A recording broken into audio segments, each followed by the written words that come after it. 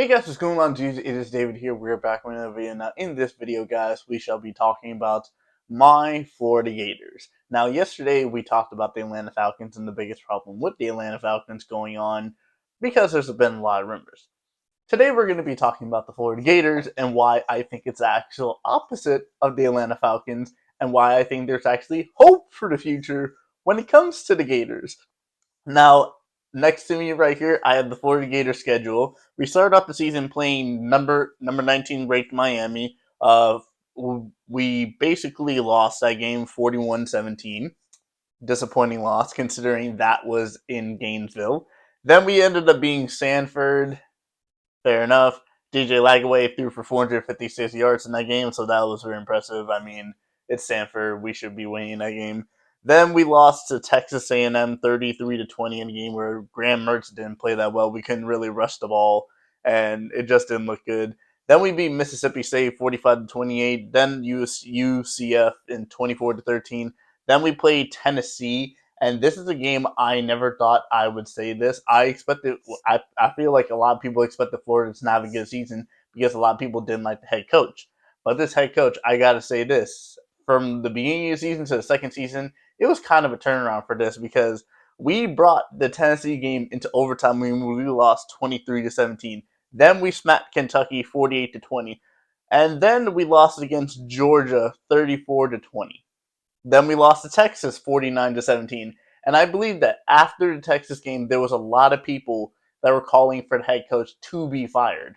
And the committee and the people that are in charge of the athletic division at University of Florida decided to keep I forgot his name, Napier, as the head coach for the Florida Gators. Now, since this Texas game, we beat ranked LSU, we beat ranked Ole Miss, and then we finished off the season a couple of days, 2 days yesterday, finishing against Florida State. And that means, as a record for our conference or in general, the Florida Gators finished 7-5 and will be getting a bowl game. Now, as of this moment right now, the bowl game has not been announced, but I'll be honest, I don't really know how to feel about this Florida Gator season because it was really just what is going on at the quarterback position. That is really what we are setting it for. You gotta remember that DJ Lagaway is a true freshman.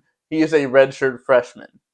And our starting quarterback was supposed to be Graham Mertz, but Graham Mertz got injured throughout the middle of the season. And if we take a look at each game and what the quarterback did in the loss against Miami, Graham Mertz only threw for 91 yards. Sanford, DJ Lagaway 456 yards. Texas A&M, Graham Mertz 195. Graham Mertz 201 against Mississippi State. Graham Mertz 179 against UCF.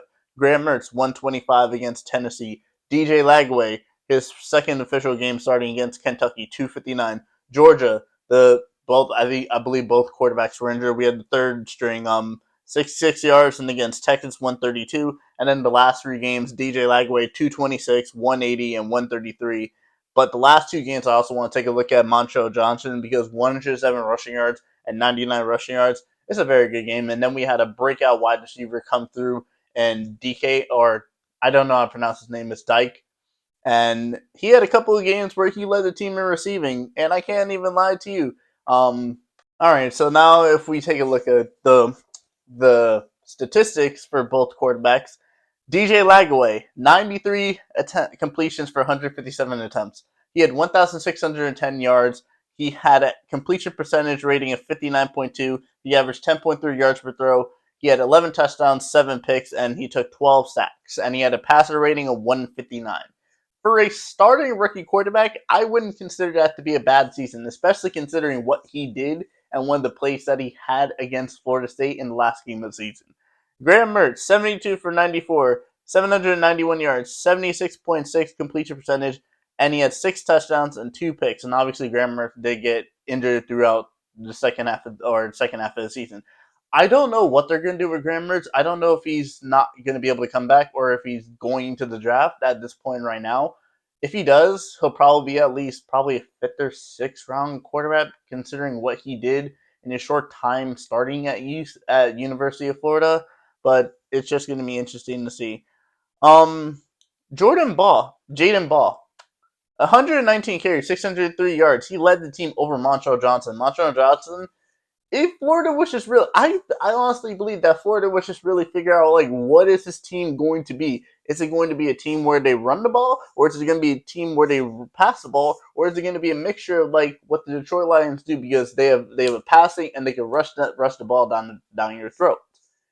And if I had to be honest, I believe this Florida team, when it comes to next season, will be a passing team. I expect the team to lean on DJ Lagaway. And if DJ Lagaway can go into the offseason and, we're able to get some people from recruiting and get some very good players, I've already seen that we flipped a couple like 4-star and 3-star recruits. So I'm excited to see what Florida can do. But I gotta be honest, 7-5, I'll take it as a season. I'm not really sure if I did a Florida Gators prediction, but if I did, I'm gonna take a look back at that.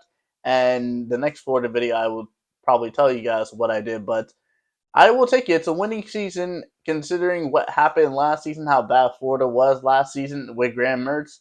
And I'm excited for the future in DJ Lagaway because DJ Lagaway looks like he's going to be a very, very good quarterback. And there's a possibility that Florida may have another Heisman because it's been quite a while since Florida has last had a Heisman contender.